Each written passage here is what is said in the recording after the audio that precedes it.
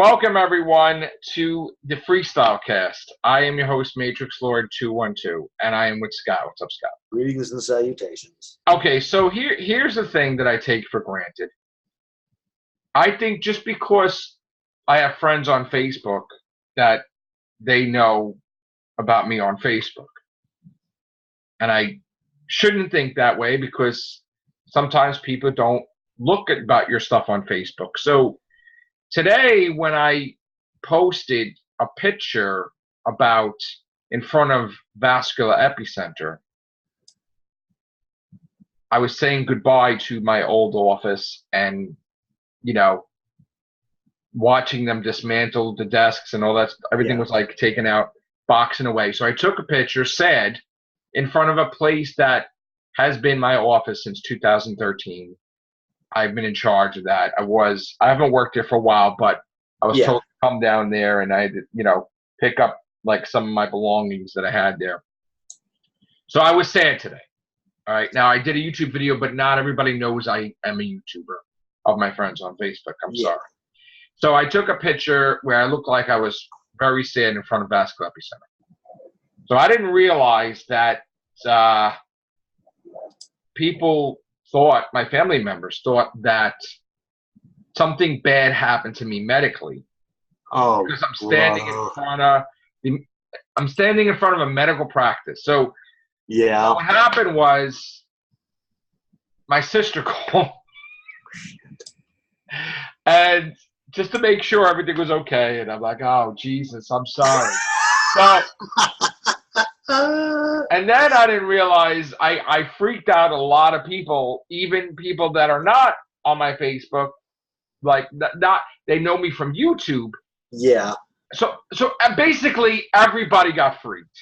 Not like the only people that didn't get freaked were the people that actually work in the Galaxy. Yeah. So I freaked everybody out by accident. So I'm very sorry. You know what it is? I guess nobody really knows where I work because I never really wanted that to be because, I don't want trolling and all that stuff. So I never really said that, but some people know what, so my mistake. I do apologize. I felt really bad about it. Should I do a Facebook Live? And I'm like, no, whatever. So I just wrote some things on there, and I also shared a commercial when I worked there. I played the part of the patient. Yeah. And everything. And you have to understand, and my sister's like, well, what's the big deal? Well, honestly, I was there for a long amount of years. That was I had my office in there with the doc's office, but it was like my thing. I was running the whole thing, So I hurts. It hurts. I'm sorry. It's going to hurt because not only did I work there, but I worked in the mall. So I had free reign. That was like my computer was there, my stuff was there, and everybody would come visit me there, and I'm like, oh, I loved it there.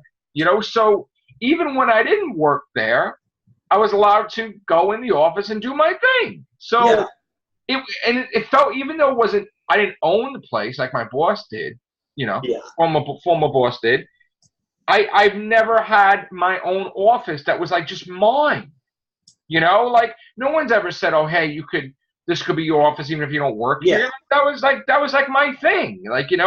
So it's not just like, oh, you could have that again. I'm not going to have that again unless I have my own business and then pay for it myself and then have my own office. So it's not that easy. So I think people don't understand. Some people don't understand the connection and the broken connection.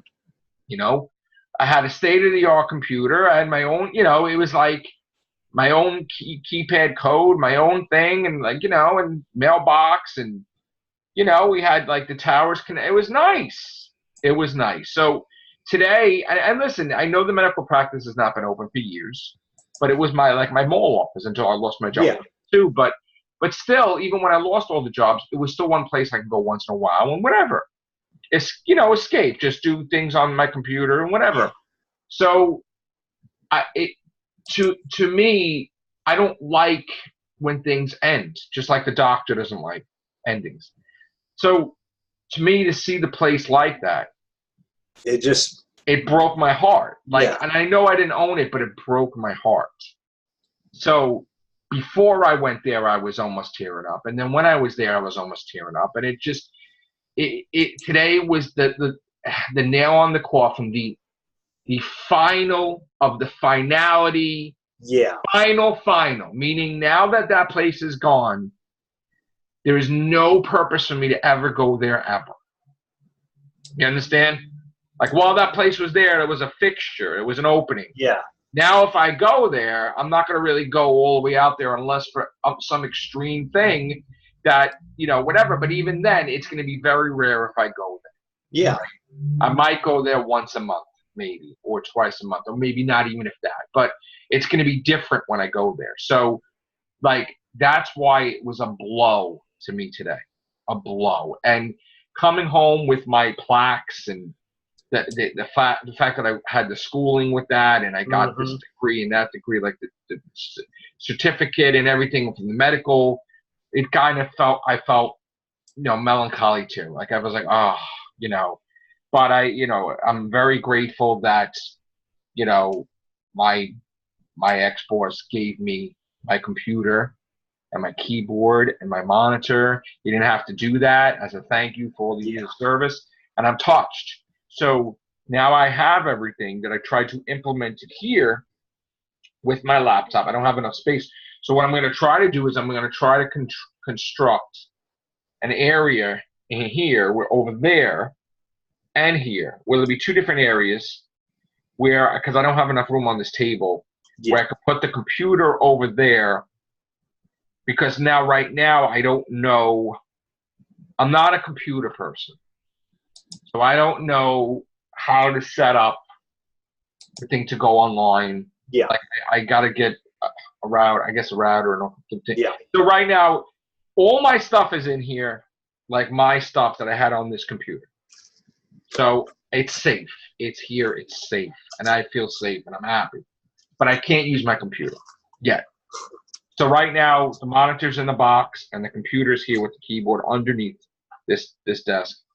And I felt I'm happy. So the funny thing was, before my sister, when I was actually on a conference call with my publisher, because what happened was I was like really upset and down that this happened. And I said, you know what? Screw this. I'm going to call and we're going to talk about this book. And we're going to make some plans. And I'm going to set up some goals and some dates. And I want to talk finances. And I want to talk this. And I want to set up my team for the next book. And I want to, I want a contract. And I want this and I want that. So I said, screw it. And I was on this nice conference call and I got my book consultant, and I want this and I want this. And I had to throw the pitch to her to see if she accepted the pitch. And she accepted the pitch. So it's like, okay. And then, so everything is starting very beginning stages with the book. Didn't pay anything yet, but I'm planning the formation of my team so far. So that way, when I do have the money to pay it, everybody's going to be in place and we're all on the same page. So what I'm going to start doing is I'm going to start getting an outline of who does the covers, who does this, who does that. I'm going to have talks with them like I did before, and I'm going to get so they know what I want from them, from the cover, from this, what I expect. So this is going to be a couple-week process where I'm going to start to get used to these new people, and they're going to research my old books and the covers and the notes, and hopefully, with the will of God, in like sometime this year, I'm going to be able to do this book. Sweet. So I basically started it. So while I was on the phone with them, my sister called. So then when I got off the phone, then I found out everybody was upset. So I apologize. So that's what it was. And again, it's, we took me and Xebras talked about, this is the 9 years time kind of that I'm with Xebras and going to be going on 10 years. And we talked about what my future intentions are. Yeah. and basically my future intentions is that this book will connect into the next book, but to the next series. So in other words, this will be the 10th book of the Sorrow Separation series.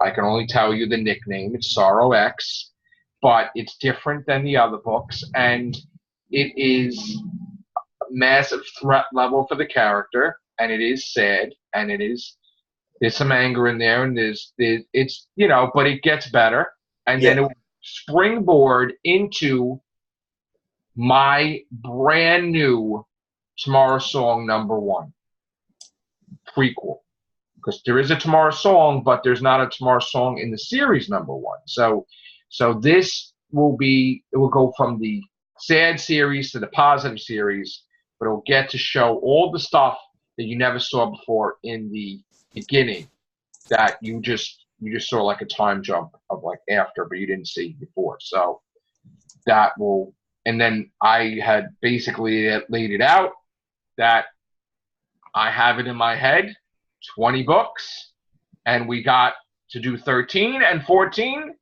So on the table is 13 and 14. Sweet. 13 will be submitted, and 14 will be discussed. But 14 isn't finished. So we shall see what this new, like Chuck said in the Facebook post, new adventure. Yes, we shall see what will be, because I'm going to do what I love doing.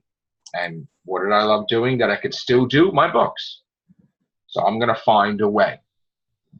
We're going to see. So that is that. Also, got emails from David Blythe. I did not know that Marvel Comics is going to make Spider-Man a werewolf. Okay. The only thing I can say to that is action figure. Yeah, So you have an action figure.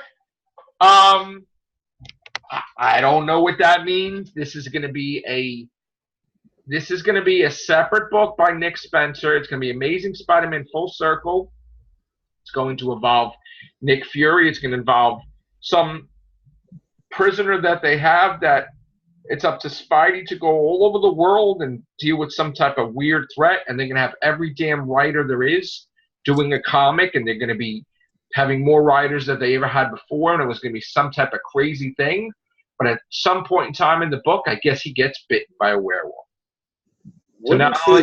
Well, he did get turned into a spider for a time. Never mind.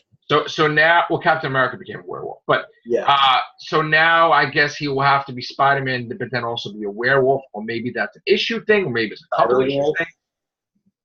I don't know. So when I woke up this morning, I never thought that somebody would be telling me that Spider-Man's going to be a werewolf. So that was a shock. Yeah. But okay, let's see. I'm not going to get a little pissed. I'm not going to jump to conclusions. Yeah. I mean, that's kind of weird. Not going to lie. A web swinging werewolf. That would look interesting. And he's web swinging, and then he's angry. And then he starts crawling and growling and leaping at people while he's shooting webs. That is going to be sick. That's going to be interesting as hell. That's going to be sick. That is going to be sick. I don't know what that's going to be. Wow. So yeah, that is, and then I sent you the link.